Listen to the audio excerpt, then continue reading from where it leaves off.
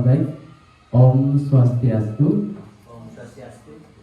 Assalamualaikum warahmatullahi wabarakatuh. Salam sejahtera bagi kita semua. Shalom, Namo Buddhaya, Salam Rahayu. Baik, yang terhormat Ibu Kepala Sekolah SD Pak Sulangai yang sudah hadir pada pagi hari ini. Yang saya hormati Bapak Ibu Guru SD 4 Sulangai. Ya. Pada pagi hari ini yang akan melakukan kegiatan yaitu pengimbasan budaya positif. Ya, sebelum itu pertama-tama marilah kita panjatkan doa kepada Ibu Yang Wiwasa, Tuhan Yang Maha Esa, atas berkat rahmat-Nya lah kita dapat berkumpul di sini dalam kegiatan pengimbasan budaya positif. Baik. Di sini Vidya melakukan kegiatan sharing kepada Bapak Ibu tentang apa yang Tiang dapatkan, apa yang Tiang terapkan di kelas dan yang pelajari pada waktu di guru penggerak. Jadi kesempatan ini Tiang gunakan untuk sharing kepada teman-teman guru Bapak Ibu SD 4 Sulangai. Jadi di sini Tiang tidak menggurui. Jadi dia melakukan kegiatan untuk berbagi ilmu kepada rekan-rekan. Baik, pasti rekan-rekan sudah tahu tentang budaya positif. Ya. Budaya positif pasti sering rekan-rekan dengar, rekan-rekan pelajari tentang budaya positif. Jadi budaya positif ini adalah menciptakan budaya agar lebih baik. Jadi budaya positif ini tidak hanya kita lakukan sendiri atau guru saja, tetapi kita ada kerjasama antara warga sekolah. Warga sekolah khususnya di warga sekolah di SD 4 Sulangai. Jadi dalam pengimbasan positif yang diterapkan, pembiasaan positif yang akan membudaya dan berakar sehingga budaya tersebut dapat menjadi suatu kekuatan untuk menerapkan disiplin positif sekolah. Ya, jadi kita sering mendengar tentang kedisiplinan. Disiplin. Jadi sering kita disiplin di sekolah, di masyarakat, dan di rumah kita mendengar disiplin. Jadi yang tekankan di sini adalah disiplin positif. Apa sih itu disiplin positif? Kita akan belajar bersama-sama. Nah, mengapa sih harus kita melakukan disiplin positif? Karena semua aturan-aturan yang diterapkan ditujukan untuk melahirkan mental ya, disiplin yang berdasarkan kesadaran individu. Jadi nanti tujuannya itu untuk melatih anak-anak itu dengan diri sendiri, dengan kemauan diri sendiri untuk melakukan disiplin itu tanpa ada perintah dari guru ataupun larangan hukuman yang diberikan nanti kalau melanggar disiplin tersebut. Jadi bagaimana anak tersebut, oh saya salah ini, jadi dia bisa melakukan perubahan dari dalam diri sendiri tanpa ada dari guru memarahinya, hukuman seperti itu. Jadi itu yang tujuannya untuk akan menimbulkan rasa aman dan nyaman bagi anak tersebut. Ya, apa yang ingin dilihat adalah kesadaran disiplin positif dan membangun budaya positif dimanapun murid berada, walaupun di sekolah, walaupun di rumah, karena sudah dia menanam rasa disiplin, positif, jadi dia secara diri sendiri dia melakukan hal tersebut. Oh, kalau di sekolah yang ditakuti adalah gurunya. Nah, melakukan kegiatan disiplin itu dengan melakukan disiplin itu dengan melakukan kegiatan-kegiatan yang harus dilakukan yang positif. Tetapi kalau di rumah ada guru tidak melakukan kegiatan tersebut, nah itu yang kita tidak inginkan. Supaya di sekolah disiplin, di rumah pun disiplin. Nah, itu bagaimana cara menumbuhkan disiplin positif tersebut. Nah, dampak yang ingin dilihat adalah kesadaran berdisiplin positif.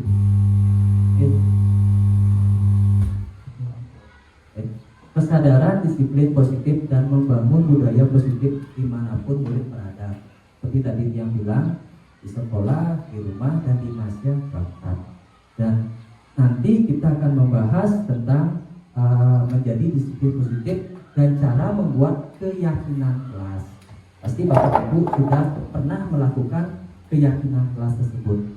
Mengetahui kekuatan dasar manusia, melakukan kontrol diri melalui seketika restitusi. Jadi intinya nanti kita akan menjelaskan tentang segitiga restitusi, apa sih tahap-tahapan segitiga restitusi tersebut. Okay.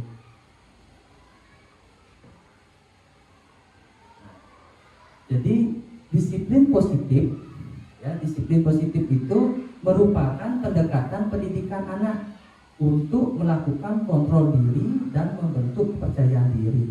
Jadi bagaimana anak tersebut menumbuhkan kepercayaan dirinya, bagaimana dengan dirinya sendiri tanpa ada iming-iming dari orang lain atau seperti guru, teman-teman, kepala sekolah dan lain-lain. Jadi dia ditumbuhkan dari diri dia sendiri. Lalu adapun manfaat dari disiplin positif ini adalah dapat membantu diri lebih fokus terhadap, tetapi juga dapat menumbuh rasa ketenangan. Hal ini karena kita telah melaksanakan apa yang harus kita laksanakan benar, tetap tepat waktu, sehingga tidak ada rasa bersalah dan timbul rasa tumbuh dalam hati. Jadi di sini melakukan disiplin positif agar tidak ada rasa kecewa, rasa takut untuk melakukan kegiatan. Dan adapun tujuannya disiplin positif adalah menambahkan motivasi pada murid kita, yaitu untuk menjadi orang yang mereka inginkan dan menghargai diri sendiri dengan nilai-nilai yang mereka percaya. Jadi intinya nilai positif itu timbul dari diri dia sendiri. Dan disiplin positif ini yang sudah lakukan di kelas. Salah satunya adalah membuat suatu keyakinan kelas. Ya, jadi dulu kita pernah, atau rekan-rekan guru pasti pernah membuat kesepakatan kelas, gitu. Rekan-rekan guru sudah ada kesepakatan kelas di kelasnya, gitu. Sudah ya pasti ya. Jadi sebelum pembelajaran, sebelum melakukan kegiatan proses pembelajaran atau awal semester, pasti rekan-rekan membuat kesepakatan kelas kepada anak-anak. Jadi di sini dia ingin hampir sama dengan kesepakatan kelas, tetapi keyakinan kelas ini adalah salah satu disiplin positif yang bisa kita terapkan dalam membangun budaya positif di sekolah. Dengan adanya keyakinan kelas di setiap kelas diharapkan dapat mewujudkan tujuan pendidikan yang berorientasi pada profil belajar Pancasila. Jadi untuk membuat keyakinan kelas itu biasanya bahasanya adalah bahasa-bahasa yang positif. Contoh, dulu kita pernah, mungkin Bapak Ibu pernah membuat keyakinan kelas tidak boleh membuang sampah sembarangan. Pasti ada seperti itu kesepakatan kelasnya. Dan kata tidak itu masih kata negatif, tetapi kita mengubah untuk keyakinan kelas ini, kita mengubah dengan menggunakan kata positif. Contohnya, buanglah sampah pada tempatnya. Jadi kata tidak pada negatif itu kita ubah menjadi positif, supaya dalam benak anak-anak tersebut berpikir bahwa oh iya benar, jadi dengan membuang kita ada sampah, kita harus buang sampah pada tempatnya. Adapun ciri-ciri keyakinan kelas, yang pertama bersifat lebih abstrak daripada peraturan yang lebih rinci dan konkret. Jadi abstrak, jadi bahasanya bahasa umum supaya bisa anak-anak itu mencerna secara umum. Lalu yang kedua, keyakinan kelas berupa pernyataan-pernyataan universal yang dibuat dalam bentuk kalimat positif. Seperti yang sampaikan tadi, jadi kalimat-kalimat yang menyatakan tidak atau kalimat-kalimat menyatakan negatif itu diubah menjadi kalimat positif. Seperti itu. Yang ketiga, keyakinan kelas tidak dibuat dalam jumlah banyak sehingga mudah diingat dan dipahami oleh semua warga kelas. Jadi biasanya peraturan-peraturan itu kan banyak.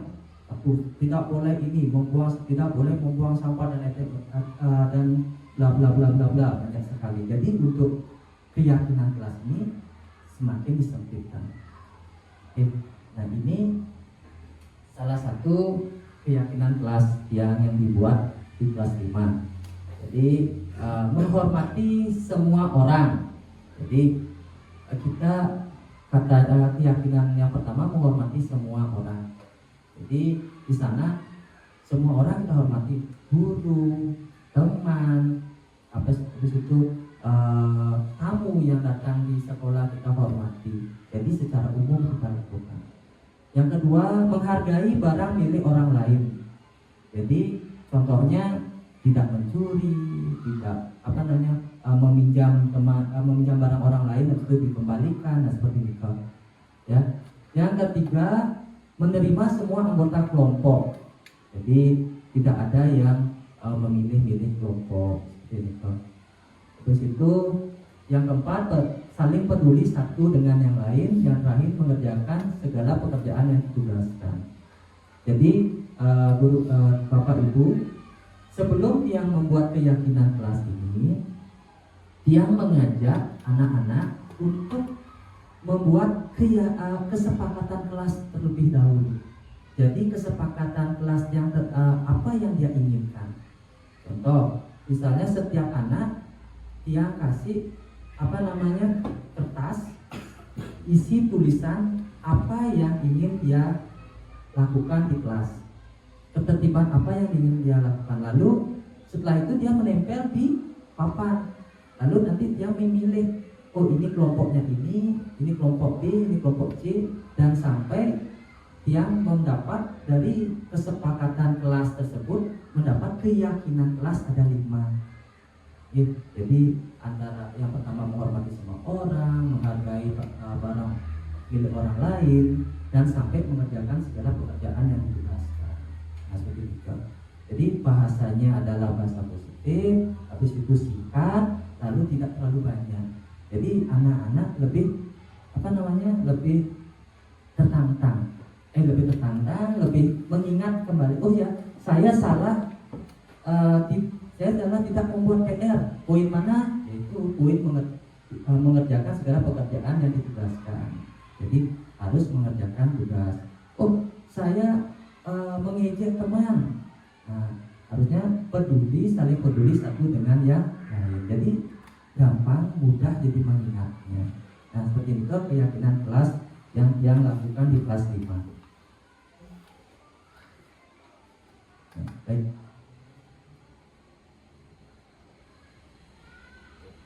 Baik, untuk keyakinan kelas tersebut, untuk membuat keyakinan kelas tersebut dan melakukan dan melaksanakan keyakinan kelas tersebut, anak-anak harus memiliki 5 kebutuhan dasar, ya. Dan kita guru pun harus memiliki 5 kebutuhan dasar. Yang pertama itu adalah bertahan hidup.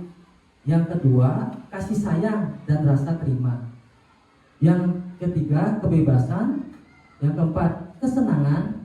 Yang kelima, penguasaan. Jadi anak-anak guru harus menguasai ini supaya anak-anak itu lebih nyaman, lebih enak dalam proses pembelajaran. Jadi dia akan bahas satu persatu gitu. Jadi yang pertama, kebutuhan bertahan hidup. Nah, kebutuhan bertahan hidup yaitu survival. Jadi apa saja yang supaya kita bisa bertahan hidup? Salah satunya adalah ya kesehatan, rumah, makan. Jadi sebelum kita belajar, sebelum kita melakukan kegiatan pembelajaran, kita kalau bisa menanyakan kabar anak-anak. Bagaimana kabar anak-anak hari ini? Kalau misalnya kabar anak-anak yang sehat, senang, jadi kesehatannya dia masih bagus. Terus itu, apakah sudah sarapan apa belum? Jadi itu perlu ditanyakan sama anak-anak. Jadi itu supaya pada waktu proses pembelajaran tidak nanti lapar atau apa nanti.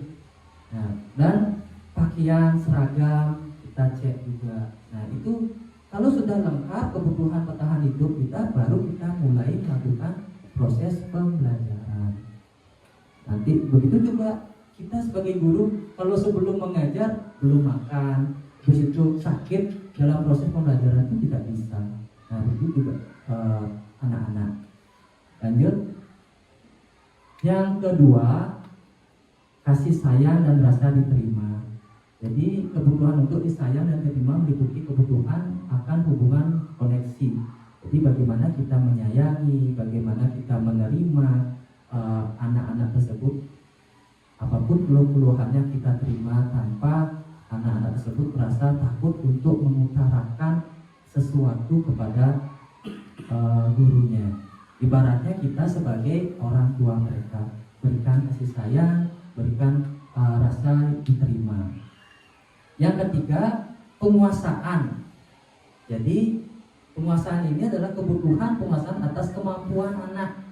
Jadi kebutuhan ini berhubungan dengan kekuatan untuk mencapai sesuatu. Jadi prestasi yang dikompetikan, diakui dan dihormati kepada anak tersebut. Lanjut, kebebasan. Jadi anak itu bukan berarti ya udah bebas, silahkan kalian lakukan hal-hal apa yang kalian lakukan, bukan seperti itu. Tapi kebebasan ini untuk kebutuhan akan kemandirian, otonomi dan memiliki pilihan dan mampu mengendalikan arah hidup seseorang. Jadi biar anak tersebut bisa mandiri. Berikan dia misalnya berikan masalah, ternyata masalah itu bisa dipecahkan oleh anak tersebut. Jadi dia kebebasan untuk melakukan hal-hal untuk memecahkan masalah dan mencari solusi dari permasalahan tersebut. Lalu kesenangan. Nah, kesenangan adalah kebutuhan akan rasa senang. Bagaimana kita menerapkan anak-anak tersebut supaya senang dia masuk sekolah, ya? Karena kita ketahui kalau kita senang, apapun yang dilakukan dengan rasa senang, pembelajaran, habis itu olahraga, habis itu kegiatan-kegiatan lain, jadi dia enjoy, jadi senang dia belajarnya. Dan apapun materi yang diberikan oleh guru pasti akan diterima langsung. Kenapa? Karena dia merasa senang. Sampai mungkin, Pak, kok cepat sekali waktunya berjalan. Kenapa? Karena dia merasa senang untuk belajar tersebut. Nah, itu poin ke-5 tentang kesenangan. Jadi itu 5 kebutuhan dasar yang dimiliki oleh dimiliki oleh murid yang harus dilakukan. Nah, dia akan mau bermain nih sama Bapak Ibu. Ya, bermainnya adalah kegiatan cobalah buka. Saya minta 2 orang. Siapa yang mau menjadi? Bu Ita mau, Bu Ita? Ayo silakan sama Pak Mati. Ya. Ayo di sini silakan. Baik, permainannya sangat sederhana. Oh, ya. Ini satu Pak Mati. Kita di sini. Apa nih? Baik. Oke, sudah. Jadi permainannya cobalah minta teman Anda untuk membuka genggaman tangan Anda. Anggaplah di dalam genggam tangan tersebut terdapat benda penghargaan yang dimiliki. Contoh, Ibu Ita dia punya barang yang dia hargai, dipegang dia dalam genggamannya. Lalu Pak Made sekarang merayu Bu Ita supaya bisa buka tangan tanpa dipaksa. Silahkan. Tanpa dipaksa. Iya. Ini misalnya. Ya boleh, silahkan. Apa isi barang yang dalam barang harga? Bisa lihat nggak? Tidak boleh. Oh, Ayo lagi. Dia sayang. sayang. Kalau boleh gini ya, soalnya kan kita takut tangannya kram nanti nggak begini, biar dia yang pegang. Boleh apa tidak? Boleh apa nggak? Tidak boleh katanya. Oke, silakan duduk. Coba ibunya, Ibu Eka ke depan. Coba rayu Bu Ita. Ya Dita. Coba rayu.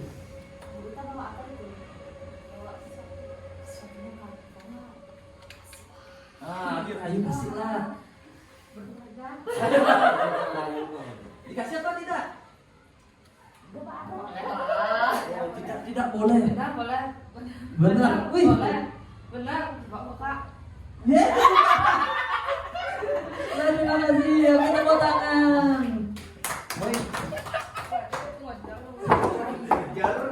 Jadi dari percobaan tersebut, siapa yang memegang kontrol di sana? Siapa yang memegang kontrol? Kita sendiri kan.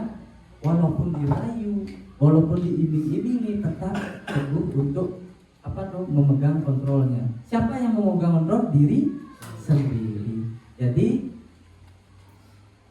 dulu miskonsepsi dari paradigma yang dulu bahwa guru mengontrol murid. Benar apa salah seperti itu? Dulu benar, tetapi sekarang bagaimana? Apakah bisa mengontrol murid? Belum. Kenapa? Karena guru siswa itu mempunyai apa? Mempunyai potensi atau kemampuan yang berbeda-beda. Bagaimana kita memberikan sebagai guru, sebagai fasilitator untuk mengarahkan yang lebih baik dan tepat dalam bakat dari anak tersebut. Yang kedua, bahwa semua penguatan positif efektif dan bermanfaat. Belum tentu. Ya, itu bahwa kritik dan membuat orang merasa bersalah dapat menguatkan karakter. Lalu bahwa orang dewasa memiliki hak untuk memaksa. Jadi seperti itu dari dulu paradigma. Tetapi semua karena tadi itu ada namanya konsep kontrol. Ya, jadi yang mengontrol adalah diri kita sendiri. Begitu juga anak-anak didik kita. Ya. Jadi ada namanya dulu adalah stimulus respon. Sekarang ada namanya teori kontrol. Dulu adalah realitas atau kebutuhan kita sama. Jadi kita diratakan sama, pembelajaran sama. Tapi sekarang di teori kontrol itu ada namanya realitas atau kebutuhan kita berbeda. Karena setiap orang mempunyai kemampuan yang berbeda-beda. Jadi kita untuk memberikan respon atau memberikan sesuatu itu juga berbeda-beda. Yang kedua, semua orang melihat hal yang sama. Tetapi di teori kontrol itu setiap orang memiliki gambaran yang berbeda. Nah, jadi ada perbedaan ya antara stimulus respon dan teori kontrol tersebut. Lalu kita mencoba mengubah orang agar berpandangan sama dengan kita. Tetapi di teori kontrol kita berusaha memahami pandangan orang lain tentang dunia. Jadi tidak boleh menyetarakan pikiran kita sama. Ya. Lanjut dan seterusnya ya. Nah, ada 5 posisi kontrol di sini yang mungkin Bapak Ibu guru di SDN 4 Sulangai ini sudah melakukan hal tersebut. Ya, teori kontrol Dr. William Glasser Boson berkesimpulan ada 5 posisi kontrol yang diterapkan oleh guru, orang tua ataupun atasan dalam melakukan kontrol. Yang pertama, menghukum. Pernah nggak rekan-rekan melakukan kegiatan ini?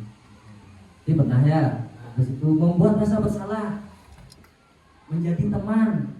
Ya, jadi kita sama anak itu menjadi teman. Pemantau. Jadi kita sebagai guru memantau kalau misalnya salah checklist gitu. Dan manajer. Nah, pernah nggak rekan-rekan mendengar manajer ini? Pasti belum ya. Nanti kita akan pelajari manajer. Jadi dari kelima ini dia mau nitip beratkan pada manajer. Adapun alasannya yang pertama, jadi ada yang pertama adalah menghukum. Ya, menghukum adalah tindakan guru menghandik, menunjuk-nunjuk siswa, menyakiti dan menyindir siswa. Jadi kemungkinan pasti ada ya guru-guru seperti itu, mungkin karena terbawa emosi, mungkin terbawa dari rumah ada masalah atau apa, mungkin sedikit terlewati seperti itu untuk menghukum. Contohnya, kalau kamu tidak melakukan, saya akan menghukum kalian, saya akan seperti ini, saya akan kamu membersihkan WC seperti ini kok. Jadi bahasa-bahasa untuk menghukum itu, siswa akan menjadi pemberontak, ya, pendendam, menyalahkan orang lain dan mengulang terus kesalahan-kesalahan tersebut. Jadi itu faktor kalau kita melakukan teori menghukum. Jadi banyak rembekan. Lalu ada namanya membuat rasa bersalah. Jadi guru menceramah, menunjukkan kekecewaan yang mendalam. Jadi dia menjatuhkan menjatuhkan mood anak tersebut. Ya, jadi kepercayaan dirinya turun. Contoh kalimatnya, kamu sudah mengecewakan ibu, bapak, bla bla bla bla bla bla, seperti itu. Jadi bagaimana siswa tersebut? Jadi siswa akan merasa rendah diri, merasa gagal dan tidak dihargai. Jadi itu sangat tidak bagus dalam pembelajaran. Ya, jadi kita di sini belajar Merdeka Belajar itu untuk bagaimana anak-anak itu mandiri, membuka kepercayaan dirinya untuk melakukan sesuatu, bukan untuk merendahkan atau membuat anak didik itu rendah diri. Itu membuat rasa bersalah. Ada teori yang ketiga, berteman. Jadi berteman sama anak-anak. Ya, guru pada posisi sebagai teman tidak akan menyakiti murid, namun selalu berupaya mengontrol murid melalui pendekatan persuasi, jadi pendekatan secara mandiri. Contohnya, ya sudah, nanti bapak ibu bantu bereskan. Nah, seperti itu Pak. Tetapi itu bagus untuk anak membantu seperti teman. Namun ada mengakibatkan anak akan ketergantungan, tidak mandiri dan tidak bisa memutuskan keputusan sendiri. Jadi dia itu sudah ada ibunya, bu tolong dong bu bersihkan ini, bu tolong dong bu. Jadi dia tidak bisa mandiri karena apa? Karena dibantu oleh orang, ya salah satunya guru. Gitu. Jadi dia merasa sudah dibantu, jadi tidak merasa mandiri. Nah, di sini ada motivasi pemantau. Guru pada posisi ini biasanya selalu mengawasi atau memantau muridnya dengan berpatokan pada catatan atau kesepakatan yang sudah disetujui. Ya, jadi apa konsekuensinya? Kalau misalnya salah, apa konsekuensinya? Seperti ini, Pak. Dan murid bagaimana? Murid akan menitik beratkan pada dampak pada diri sendiri. mendapatkan hadiah atau mendapatkan hukuman. Intinya dia tidak mau melakukan hal tersebut karena apa? Karena tidak mendapat hadiah. Mungkin anak-anak nanti siapa yang bisa membersihkan kelas dapat permen, dia akan mendapatkan hadiah. Jadi dengan hal tersebut anak tersebut mau melakukan kegiatan pembersihan, melakukan setiap pembersihan dapat hadiah. Jadi intinya kalau dia tidak mengerjakan dia tidak dapat hadiah. Nah, jadi bagaimana caranya untuk anak tersebut melakukan kegiatan itu secara sendiri tanpa ada diiming-imingi oleh hadiah ataupun hukuman. Oke. Nah, ini yang memang kita haruskan, yang kita bisa terapkan di sekolah itu dengan manajer. Jadi manajer itu adalah guru pada posisi ini biasanya berbuat sesuatu bersama dengan murid, mempersilahkan murid, mempertanggungjawabkan perilakunya, mendukung murid agar dapat menemukan solusi atas permasalahan sendiri. Jadi ini yang memang harus kita lakukan. Contohnya kalimatnya, kalau kamu meyakininya, maukah kamu memperbaikinya? Jadi anak tersebut berbincang-bincang sama gurunya, apa solusinya Pak, saya seperti ini. Lalu anak tersebut bisa memberikan solusinya. Jadi murid akan mengevaluasi dirinya untuk menjadi diri yang lebih baik lagi, ya. Karena saya punya masalah bisa dipecahkan, lalu anak tersebut yang bisa mengubah dirinya yang lebih baik lagi. Jadi manajer ini sama dengan berdiskusi bersama anak-anak. Ya.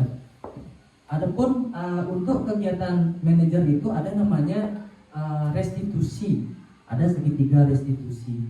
Jadi restitusi itu adalah bukan untuk menebus kesalahan, namun untuk belajar dari kesalahan. Jadi anak tersebut tidak langsung divonis langsung bersalah, tetapi kita mengetahui apa permasalahan dari anak tersebut. Lalu ada namanya restitusi, memperbaiki hubungan karena terdapat refleksi dan pemulihan perasaan. Jadi anak itu merasa kecewa atau diganggu oleh temannya. Dengan segitiga restitusi ini, anak tersebut akan turun emosinya dan bisa mengetahui kesalahan-kesalahannya. Jadi yang ketiga, restitusi menuntun untuk melihat ke dalam diri. Jadi dia, saya salah, saya harus berubah. Jadi kesimpulannya, restitusi adalah proses menciptakan kondisi bagi murid untuk memperbaiki kesalahan mereka, sehingga mereka bisa kembali pada kelompok mereka dengan karakter yang lebih kuat, tidak menjatuhkan, tidak menciutkan nyali anak tersebut. Jadi membangkitkan percaya diri dari anak tersebut. Nah, di sini ada tahap-tahapannya. Ada 3 tahapan. Yang pertama, menstabilkan identitas. Jadi, untuk mengubah identitas anak dari anak yang gagal karena melakukan kesalahan menjadi anak yang sukses. Ya. Yang kedua, validasi tindakan. Jadi melakukan validasi untuk memenuhi kebutuhan dasar dan menemukan cara-cara paling efektif untuk memenuhi kebutuhan dasar tersebut. Yang ketiga, menanyakan keyakinan. Jadi menghubungkan dengan nilai-nilai yang siswa percayai dan berpindah menjadi orang yang dia inginkan. Jadi yang kasih contoh. Misalnya pada waktu pelajaran dimulai, ya, ada anak yang tidak membuat PR misalnya. Anak tidak membuat PR. Jadi anak itu disuruh maju. Pertama, kita harus menanyakan, menstabilkan identitas. Mungkin anak tersebut takut. Kenapa? Karena tidak membuat PR. Jadi kita tanyakan dengan kata-kata positif, kenapa kamu tidak membuat PR? Jadi anak tersebut mengungkapkan, Pak, saya tidak membuat PR karena saya tidak punya buku. Pak, saya tidak membuat PR karena saya ada kesibukan. Pak, saya tidak membuat PR karena saya ketiduran. Mungkin seperti itu alasan-alasan anak-anak. Jadi menstabilkan identitas. Nah, jadi di sana, Bapak pernah melakukan hal seperti itu. Jadi kalau seperti itu kita harus bagaimana? Nah, jadi kita buat pertanyaan-pertanyaan. Jangan memvonis kamu ini tidak buat PR seperti ini. Jadi tidak boleh. Itu menstabilkan identitas. Jadi setelah stabil identitas anak tersebut, baru ke validasi tindakan. Baru menanyakan apakah membuat PR itu benar apa salah, anak. Kalau anak itu bisa menjawab, oh iya Pak, saya salah. Nah, di sana validasi tindakan. Setelah validasi tindakan, membuat kesepakatan, apakah boleh seperti itu tidak Pak? Atau misalnya apa yang kamu lakukan nanti kalau supaya tidak lagi membuat kesalahan seperti ini. Nah, gitu. Jadi membuat pertanyaan-pertanyaan itu untuk validasi tindakan. Dan yang terakhir menanyakan keyakinan. Jadi karena kita sudah membuat keyakinan lebih dahulu, jadi kita ajak anak tersebut, mana keyakinan kalian yang nomor berapa? Nah, seperti itu. Jadi anak tersebut, oh ya Pak, saya harus mengerjakan tugas yang diberikan. Nah, poin itu yang harus ditekankan. Jadi karena kamu yang membuat kesepakatan, kamu yang harus melakukan kegiatan tersebut dan tidak boleh melakukan kesalahan tersebut. Dan mereka mengakui dan anak tersebut mengakui kesalahannya. Nah, seperti itu. Jadi dengan cara apa? Dengan cara kita berdiskusi bersama anak tersebut. Nah, ini adalah segitiganya. Jadi segitiga restitusi yang pertama menstabilkan identitas. Adapun pertanyaan-pertanyaan yang memang bisa dibuat. Setiap orang pasti pernah melakukan kesalahan seperti tadi yang disebutkan itu. Mungkin dia tidak membuat PR, dengan kata seperti itu dia menstabilkan identitas. Lalu kamu bukan satu-satunya yang pernah melakukan hal seperti itu. Jadi dengan kata-kata tersebut, oh ya, saya bukan satu-satunya, tetapi ada orang lain seperti bapaknya juga seperti itu. Nah, lalu setelah ini ada namanya validasi tindakan. Validasi tindakan ini ada pertanyaan, adakah cara yang lebih efektif untuk mendapatkan apa yang kamu butuhkan? Oh iya Pak, saya harus setelah pulang sekolah, saya mengerjakan tugas saya dulu. Nah, seperti itu. Lalu baru menanyakan keyakinan. Nah, itu segitiga restitusi. Jadi supaya lebih meyakinkan, yang ada video ini. Video segitiga restitusi.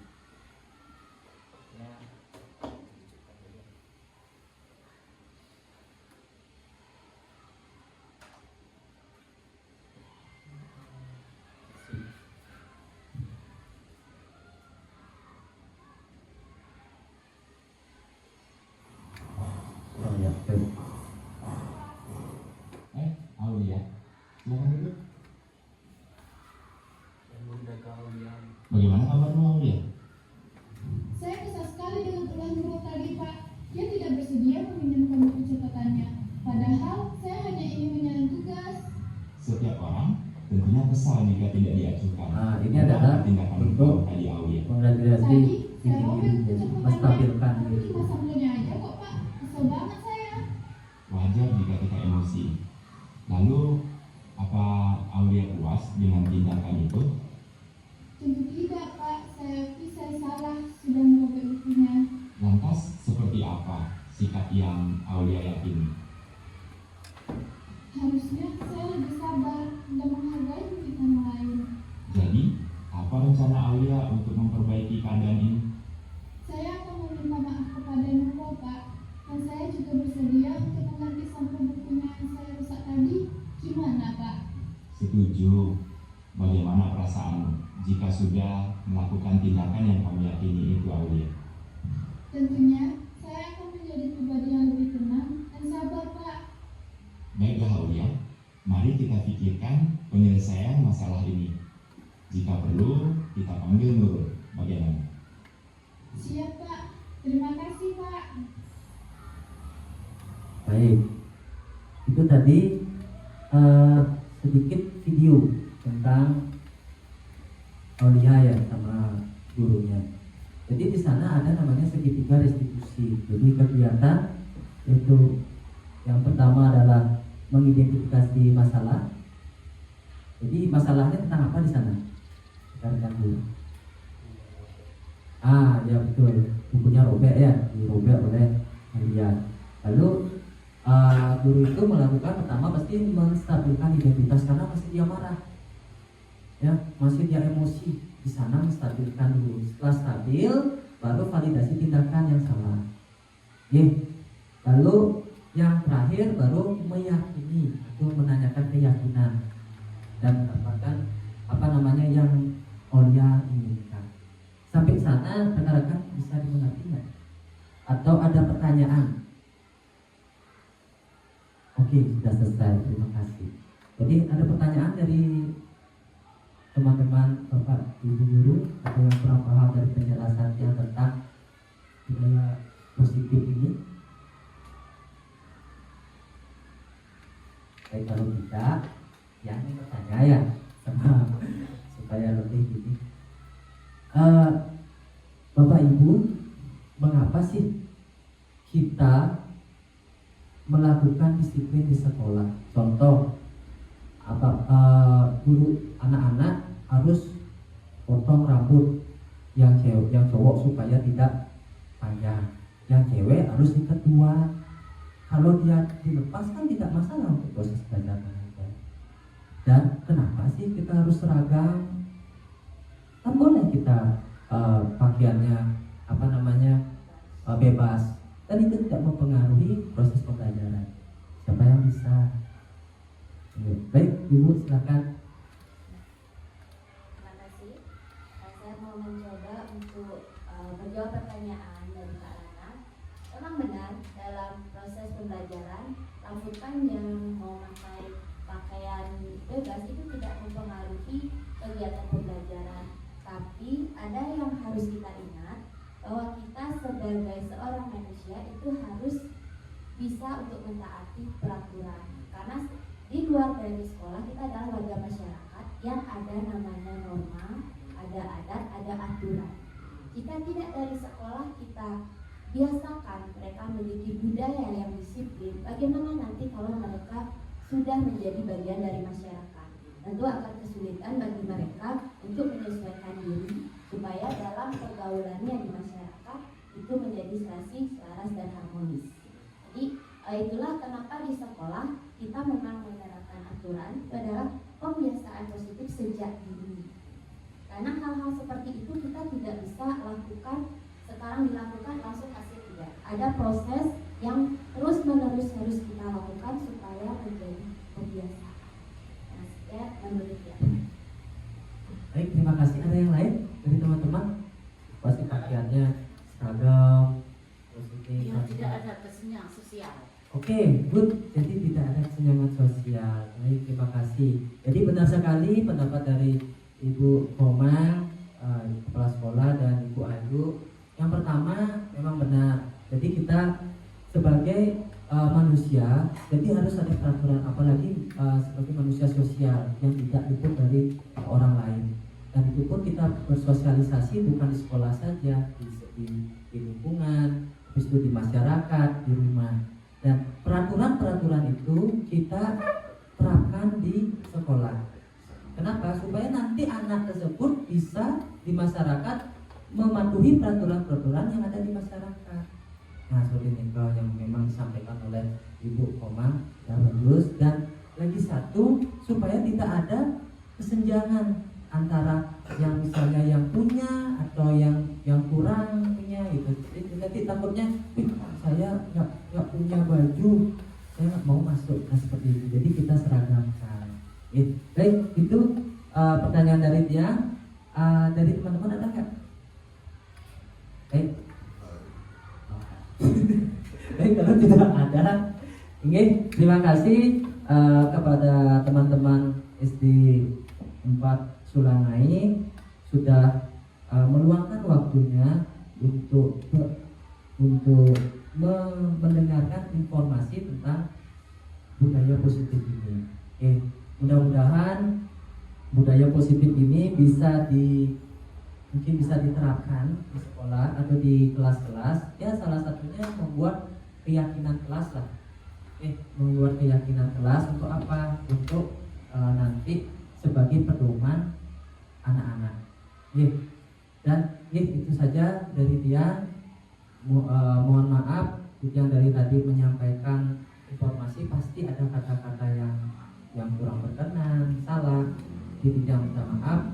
Akhir kata yang tutup sisi ini dengan para pesan. Om Santi Santi Santi Om. Ini susah.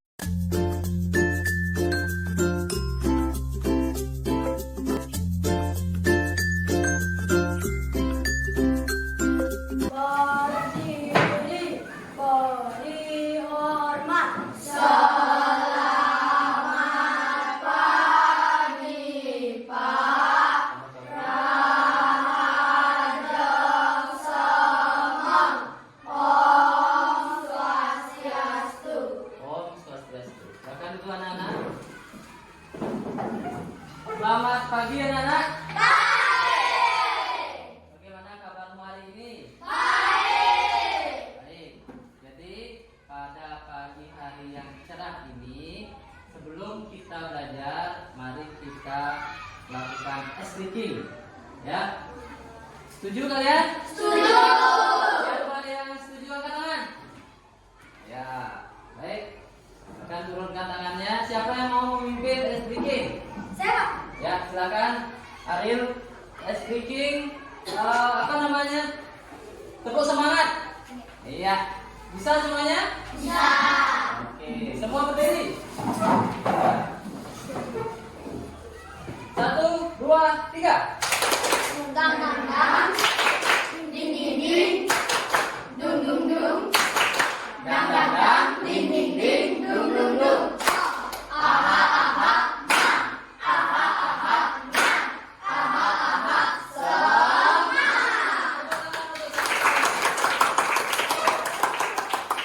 Baik.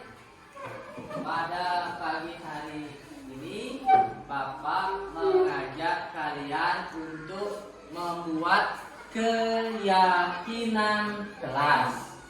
Ya, tujuannya agar kalian mematuhi peraturan secara diri sendiri, dari dalam diri sendiri. Ya, dulu ada namanya kesepakatan kelas, tetapi sekarang ada keyakinan kelas, yaitu disiplin melakukan disiplin secara positif dari diri kalian sendiri. Sudah? Nah, hampir sama dengan keyakinan kelas, tetapi ini ada yang berbeda, yaitu menumbuhkan nilai-nilai positif dari kalian. Ya. Yang pertama, ya, keyakinan kelas apa yang kalian inginkan? Siapa yang mau? Ya, hari ini Menghormati semua orang. ya, katanya menghormati semua orang.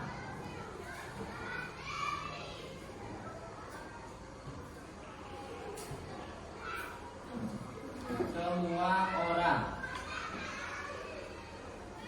Keyakinan kelas. Ya.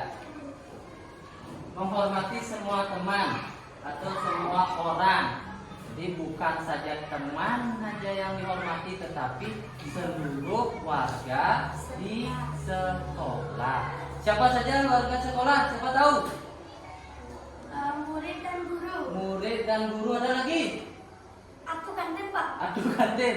Ada lagi? Petugas. Petugas, staf, TU. Ada lagi? Pengawas. Pengawas. Ada lagi? Lagi satu. Yang memimpin sekolah siapa? Kepala sekolah. Iya, kepala sekolah. Jadi kita harus menghormati semua orang yang ada di sekolah, yaitu ada kepala sekolah, habis itu apa? Murid, teman kalian, guru, staf dewan guru yang ada di sekolah SD 4 Sulawesi. Contoh, menghormati semua orang. Ayo. Tidak apa? Ada yang bisa membantu? Tidak boleh memukul teman. Tidak boleh memukul teman karena supaya teman itu tidak disakiti. Jadi menghargai. Ada lagi? Ya. Tidak boleh sombong kepada semua orang. Tidak boleh sombong kepada semua orang. Ada lagi? Tidak boleh menyinggung teman. Tidak boleh menyinggung teman. Tidak boleh mengejek teman. Dia tidak boleh mengejek teman. Tidak boleh memalak teman. Tidak boleh memalak teman. Kalau mendek, awangnya ciu kan? Ada lagi? Tidak boleh memotong Tidak boleh memotong pembicaraan guru. Betul. Jadi pada waktu guru menjelaskan tidak boleh dipotong sama teman anak-anak. Ya, apalagi ribut pada waktu di kelas. Itu salah satu keyakinan kelas kita. Bagaimana? Sepakat apa tidak? Nomor 1. Sepakat. Jadi menghormati semua orang. Yang kedua, sepakatan kedua. saling peduli satu sama yang lain. Ya, saling peduli. Saling peduli satu sama yang lain. Jadi, saling peduli. Misalnya, temannya jatuh. Bagaimana tindakan kalian? Menolong. Apa? Angkat tangan? Menolong. Menolongnya. Ada yang mengetahuinya? Benar, dapat seperti itu? Boleh seperti itu? Tidak. Tapi pernah ya kalian seperti itu ya? Nah, pas jatuh temannya lucu, temannya jatuh, kok gua berarti kalian ketawa. Apakah boleh seperti itu? Tidak. Jadi kita harus menolongnya. Jadi pada waktu teman kesusahan harus ditolong. Ada lagi? Siapa? Ya. Membawa ke UKS. Dia membawa ke UKS, setelah ditolong dibawa ke UKS, diobati teman tersebut. Ada lagi? Membantu guru membawa buku. Iya, boleh membantu. Apa namanya, gurunya membawa buku banyak sekali. Tapi kalian ada rasa peduli, dibantu gurunya, dan banyak lagi ya. Bagaimana kesepakatan yang kedua? Saling peduli satu sama yang lain. Sepakat kalian? Sepakat. Baik. Yang keyakinan kelas yang ketiga. Siapa? Apa? Menghargai barang orang lain. Iya, menghargai barang orang lain. Menghargai barang orang lain. Oke, menghargai barang orang lain. Ya, contohnya apa? Siapa? Tidak boleh menjatuhkan kotak pensil teman. Kalau menjatuhkan kotak pensil teman bagaimana? Salah. Salah, harus apa? Harus minta maaf. Minta maaf. Ada lagi? Ya. Tidak boleh mencuri barang teman. Iya, tidak boleh mencuri barang teman. Ya, ada lagi? Tidak boleh mematahi pensil teman atau pulpen. Iya, kalau kalian meminjam pensil atau meminjam barang orang lain harus dijaga, jangan dirusakkan. Ya, boleh nggak seperti itu? Tidak. Kalau kalian meminjam, ingat apa? Kembalikannya supaya tidak dibilang mencuri. Karena kita meminjam. Kalau dikasih minta, ya diambil, tidak dikembalikan. Kalau kita meminjam, harus mengembalikan. Jadi, kesepakatan yang ketiga menghargai barang orang lain. Setuju kalian? Setuju. Iya. Mana jempolnya setujunya? Setuju? Oke. Baik, nomor 4. Siapa yang bisa? Ya, Bisma. Mengerjakan tugas yang diberikan oleh guru. Ya, mengerjakan tugas. Mengerjakan tugas dari guru. Iya. Jadi apabila ada yang memberikan tugas dan guru harus dikerjakan. Jangan sampai kalian bermain. Anak-anak, silakan kalian kerjakan tugasnya berkelompok. Ada yang membuat tugas, dan ada yang bercanda, ada yang berbicara sama temannya. Kalau kalian berkelompok sama-sama mengerjakan masing-masing atau tugasnya masing-masing. Kalau dikasih PR, bagaimana tindakan kalian? Ya. Membuatnya di rumah. Membuatnya di rumah boleh nggak dibuatnya di sekolah? Tidak. Benar. Benar. Ya, jadi jangan membuat PR di sekolah. Karena singkatan PR apa? Pekerjaan rumah yang harus dikerjakan di rumah. Nah, bagaimana? Yang sepakatan nomor 4 bisa? Bisa. Jempolnya mana? Baik, jadi kita sepakat ya. Nomor 4. Nomor 5, siapa yang bisa? Ya. Menerima semua kelompok. Menerima semua kelompok. Ya. Semua kelompok. Jadi kalian apabila ada kelompok, tugas kelompok seperti Bapak tadi bilang, harus apa? Siapa? Harus apa? Tidak boleh melihat sifatnya. Tidak boleh melihat sifatnya. Apalagi? Tidak boleh melihat bahwa dia miskin atau kaya. Iya, harus sama. Jangan membeda-bedakan. Ada yang lain? Siapa? Ya, apalagi? Tidak boleh melihat penampilannya. Tidak boleh lihat penampilannya. Dia menerima semua kelompok, walaupun itu bodoh, walaupun itu pintar, walaupun itu kurang dalam melakukan kegiatan, walaupun temannya malas-malasan. Jadi kita mengajak teman itu supaya aktif. Jadi menerima semua kelompok. Jadi menerima. Pak, saya nggak mau sama ini Pak. Kenapa? Saya tidak bestian sama dia. Seperti itu. Ya, apa itu bestian? Bapak sering dengar itu. Ya, teman. Ya, jadi saya nggak temenan sama itu. Ya, jadi kita tidak boleh membeda-bedakan pada waktu kalian melakukan kegiatan berkelompok. Setuju kalian untuk keyakinan yang kelima? Setuju. Jadi ada yang lain? Tidak? Sepakat 5 saja? Sepakat? Kalau sepakat jempolnya mana? Ya, semua jempol. Jadi kalian hebat. Jadi kalian menyepakati kelima. Siapa yang bisa membacakan kesepakatan kelima ini? Yuk, ya.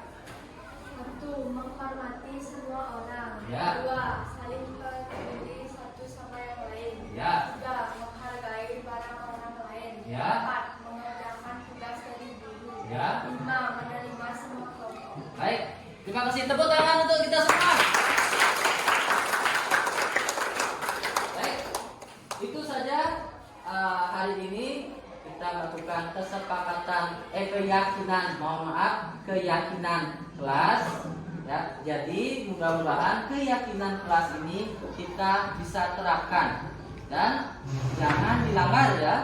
Jangan dilanggar, jadi tumbuhkan dari diri kalian sendiri. Karena kalian yang membuat, kalian yang harus melaksanakan. Ampun? Setuju kalian? Setuju. Baik, itu saja dari Bapak. Akhir kata Bapak mengatakan Paramo Santi. Om Santi Santi Santi Om. Baik, terima kasih anak-anak.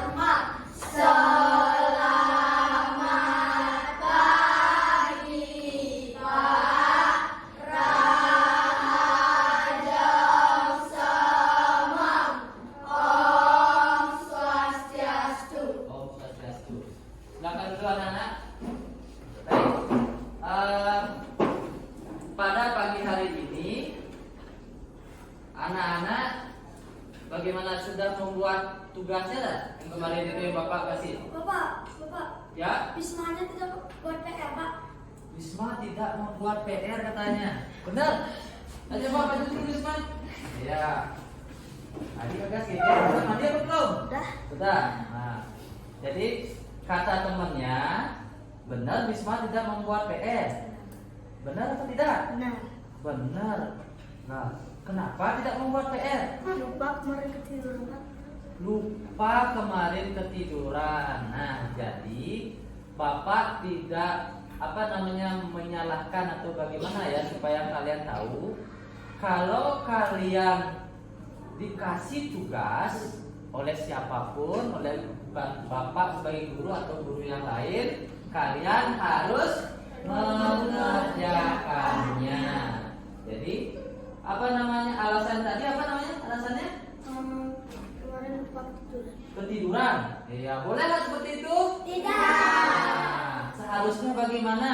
Siapa yang tahu? Siapa? Ya, Seharusnya sebelum tidur ingat belajar. seharusnya sebelum tidur ingat belajar dan membuat PR-nya. Atau bagaimana? Siapa yang tahu?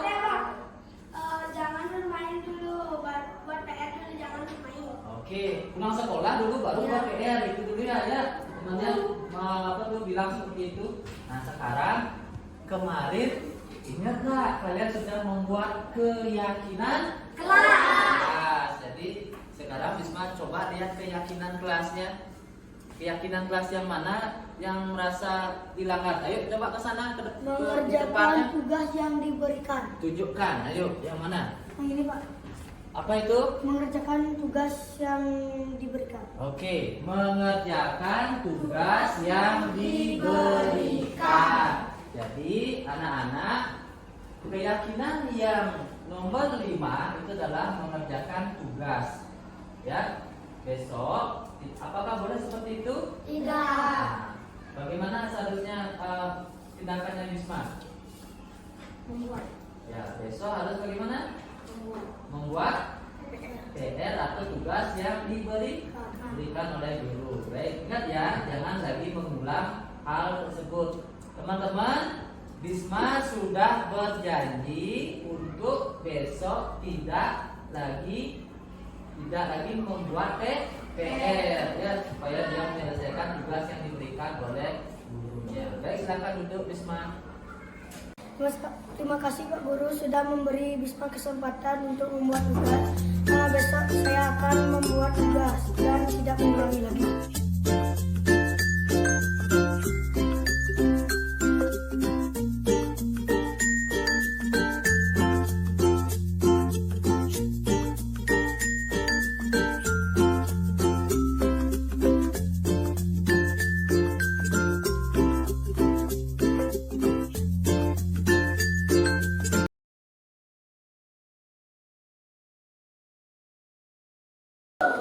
Kalian kenapa ini petua ini kalian ini?